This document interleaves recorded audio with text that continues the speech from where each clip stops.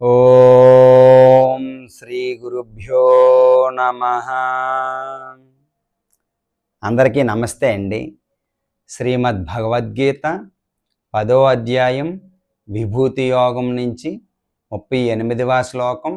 ఆ శ్లోకం యొక్క అర్థం తెలుసుకుందాం. దండో దమయతామస్మి నీతిరస్మి జిగీషతాం మౌనం చైవాస్మి గుహ్యానాం జ్ఞానం జ్ఞానవతామహం. ఇప్పుడు ఈ శ్లోకం యొక్క అర్థం తెలుసుకుందాం.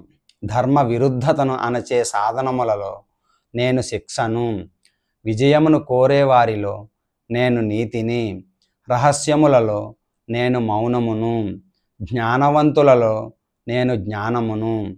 విన్నారు కదండి ఈ శ్లోకం యొక్క అర్థం. రేపు మరొక శ్లోకంతో మళ్ళీ కలుసుకుందాం. హరే కృష్ణ.